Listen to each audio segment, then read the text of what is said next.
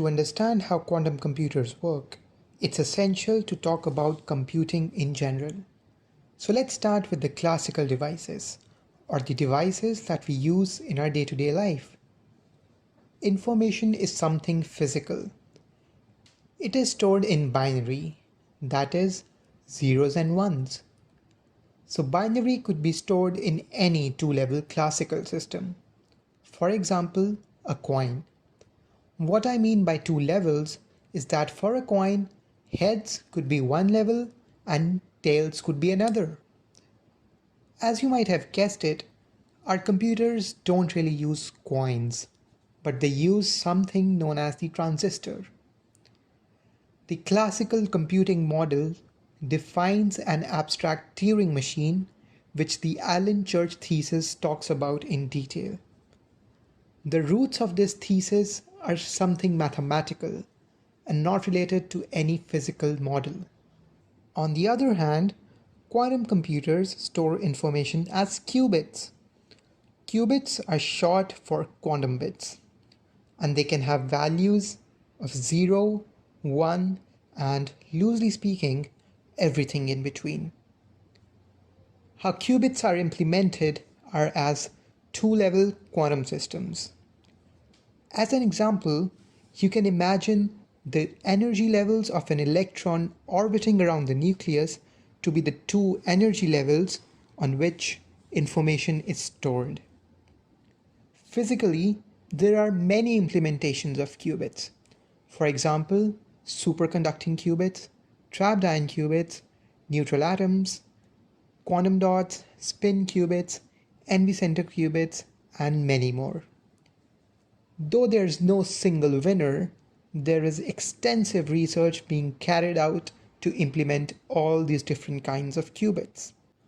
At the heart of quantum computing are the rules of quantum mechanics. So, the computing model is based on something physical found in nature, rather than mathematical constructs posed by humans. Now, let's talk about abstract qubits in more detail. We can make use of their quantum weirdness or their quantum properties to our advantage. Since a qubit is a two-level quantum system, it has a wave function associated with it. A wave function is most commonly represented by the Greek symbol psi. The fancy brackets around it tell us that we are writing it in the Dirac notation. It can have values 0 or 1 or a superposition of both these values. Let us understand what I mean by this superposition. Any wave function can be written as a linear combination of 0 and 1. You can think of alpha and beta to be the weights associated with 0 and 1 respectively. There is a physical meaning associated with this representation of the wave function, but let's hold on a bit. It can be conveniently written as a 2D column vector with the values alpha and beta. Mathematically speaking, both alpha and beta can be complex numbers. And there's a special condition that mod alpha square plus mod beta square has to be 1. This is known as the normalization of the wave function, and this also has a physical meaning. Hint, think about probabilities. To understand it better, let's talk about the collapse of the wave function. Let's say you have a quantum system or a qubit with the wave function 1 by root 2 0 plus 1 by root 2 1. Now, the question arises, how do you figure out the coefficients of 0 and 1? The answer is that you perform a measurement. When you perform a measurement, something interesting happens. The wave function collapses and it gives either a 0 or a 1. Now, so what's the role of the coefficients, you may ask? Well, whether you have a 0 or a 1 depends on those coefficients. particularly the mod square of those coefficients. For this particular qubit, you will have 0 50% of the times and 1 another 50% of the times.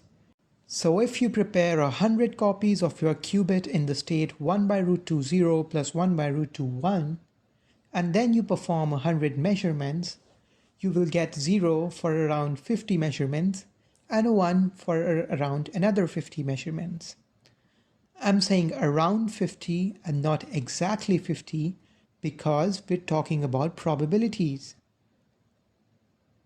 And there you have it, the physical meaning of a qubit's wave function.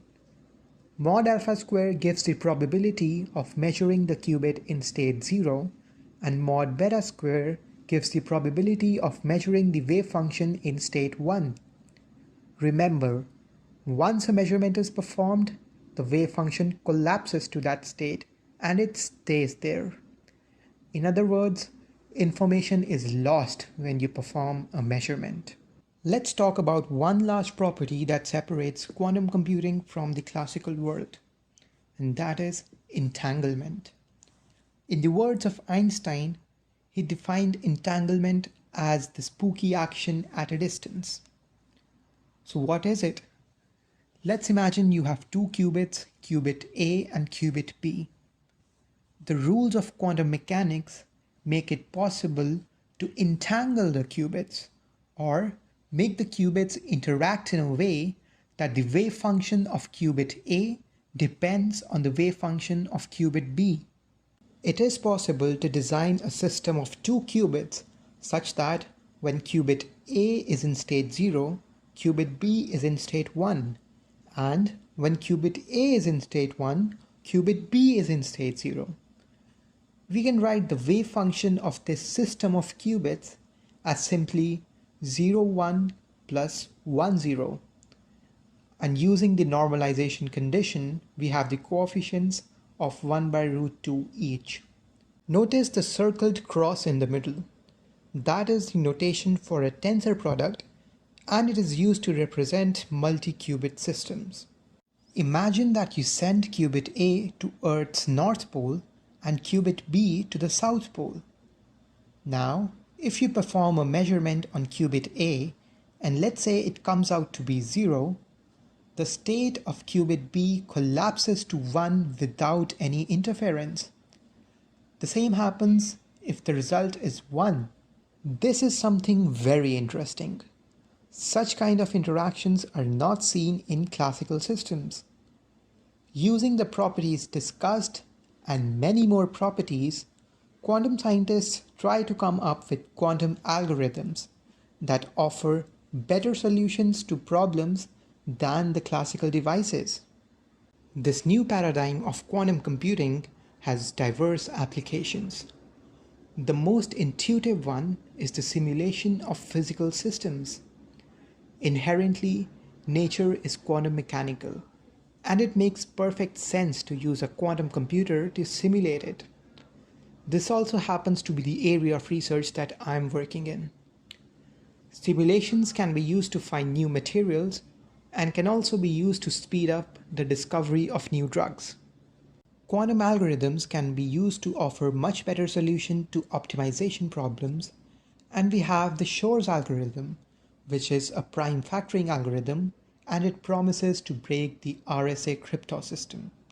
So, there is rapid research being carried out in cryptography to make the systems quantum safe. Quantum algorithms also find their applications in the finance industry. And of course, there are many more applications that I haven't talked about. We have barely scratched the surface with this video, but I hope you now have the right tools to understand when someone talks about quantum computing.